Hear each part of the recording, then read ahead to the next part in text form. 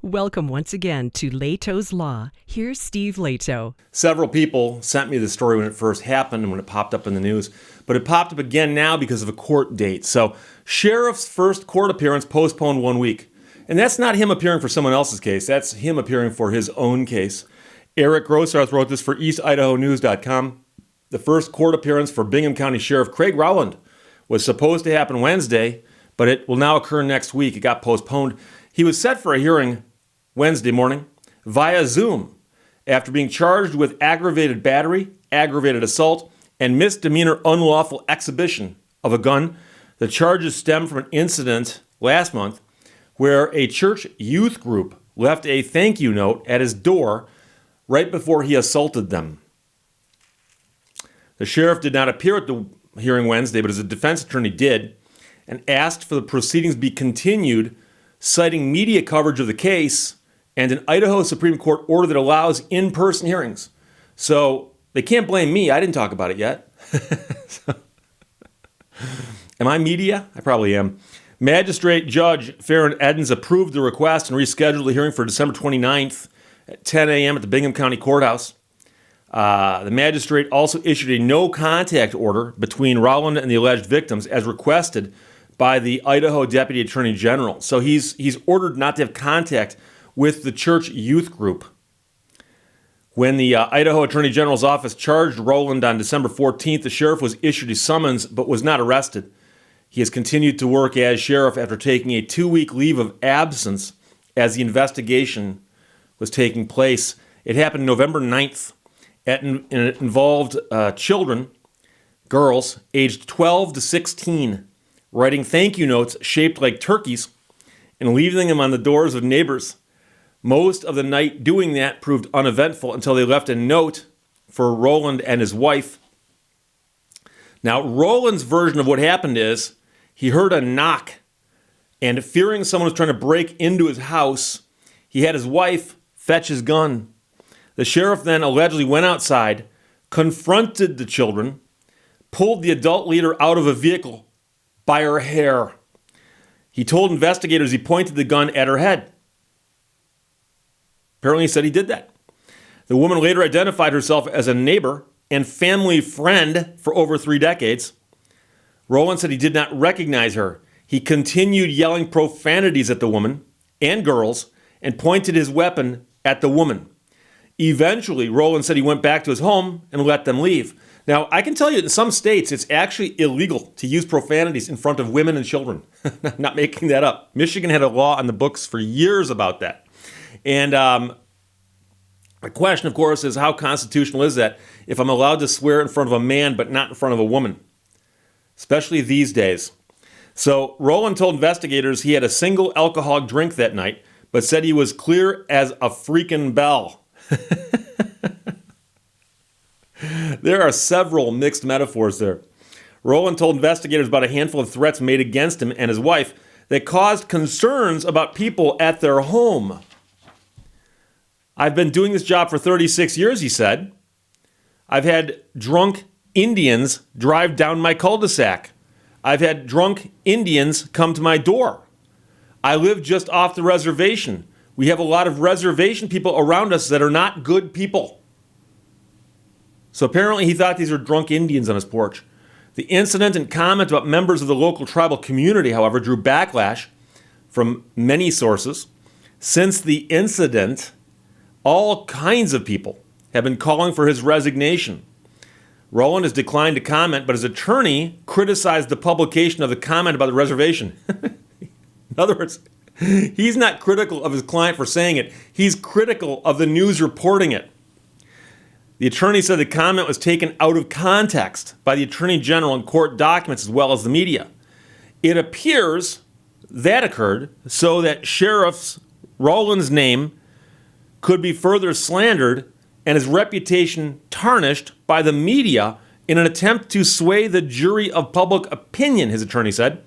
Sheriff Rowland has had a good working relationship with the Shoshone Bannock tribes and tribal members and has the utmost respect for his law-abiding neighbors on the reservation.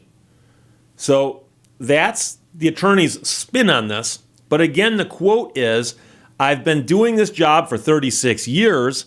I've had drunk Indians drive down my cul-de-sac. I've had drunk Indians come to my door. I live just off the reservation. We have a lot of reservation people around us that are not good people. That's the quote. But like I said, his attorney says that's the media's fault for getting it out there and so on.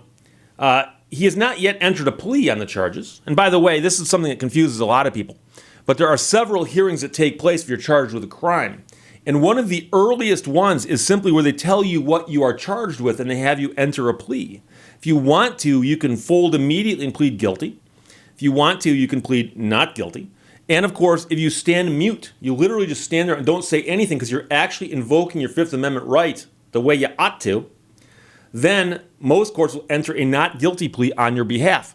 And I've actually seen court proceedings where somebody comes into court and they don't speak and the judge goes, I'll enter a not guilty on your behalf. And the person starts screaming, going, I didn't want to plead not guilty. And the judge goes, okay, you want to plead guilty? What are you doing?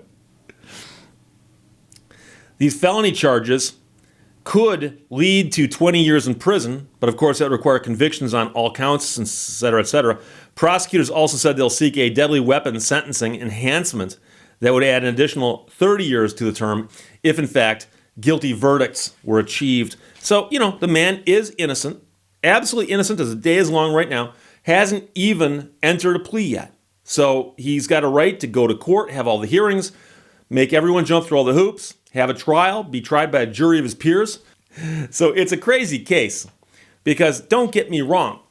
I can imagine a situation where if you're in bed, it's dark out, it's nighttime, and you hear a knock, not someone knocking, because he claims he heard a knock, just a simple knock, clunking sound, a thunk, okay? You hear that sound outside your house, it's dark out. I can see a person being fearful. I can see a person going and fetching their shooting iron, and I can see a person then investigating. When he sees children aged 12 to 16 years old, and by the way, they're all girls, I wonder how it went from that to him pulling somebody out of a car by their hair and pointing a gun at their head. That's the escalation that to me strikes me as odd.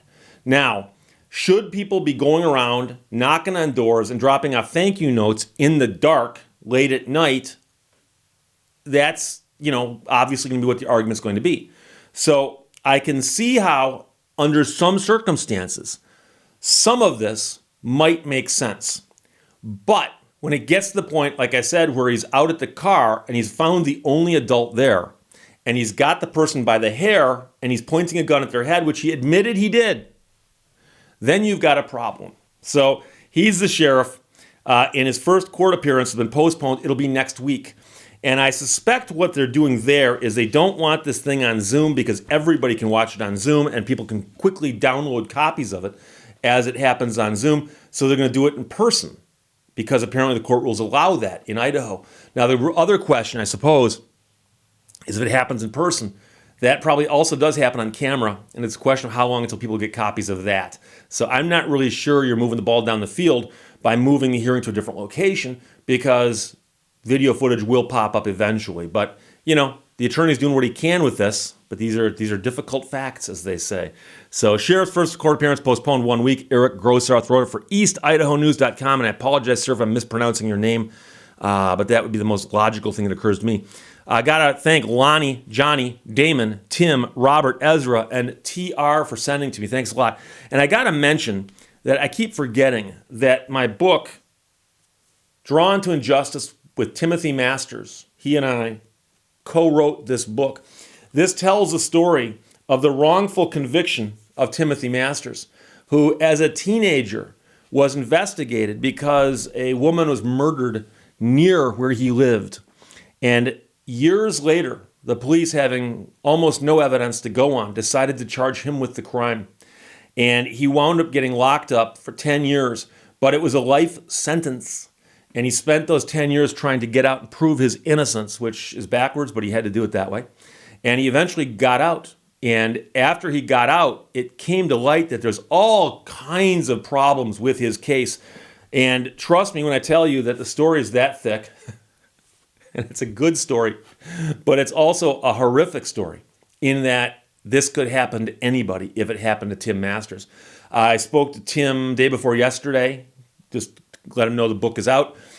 He lives in out west. I live in Michigan, and the publisher here is in Michigan. So I will have copies of this book shortly. I don't know if I'll have them today or tomorrow, but I'll have them shortly. And once I have the books in hand, I will do something to make them available to viewers of this channel where you will, if you want one, be able to send me a note. I can invoice you via Square. You pay it via Square. I will then sign it and mail it to you. Can't get it to you in time for Christmas. Sorry about that. That's the way things work. But I can get you a signed copy if you want one. Otherwise, they will be on Amazon. They're not yet. The old version of the book is. The book was originally published about 10 years ago. But unfortunately, it went out of print. And that was long before I had a channel or anything like that, so there was not much I could do about it. But now I can. So the book is back in print. It is a reprised edition of Drawn to Injustice, the wrongful conviction of Timothy Masters. It's a fascinating story, and he's a great guy, by the way. And I will also try to get him on my show somewhere down the road as well. We're working on the technical aspects of that. So there you go. Questions, comments, put them below. Let's talk to you later. Bye-bye. Thank you for watching Lehto's Law. When we look at our lives as a whole, our current difficulty is like a cloud. Although large, it will soon pass.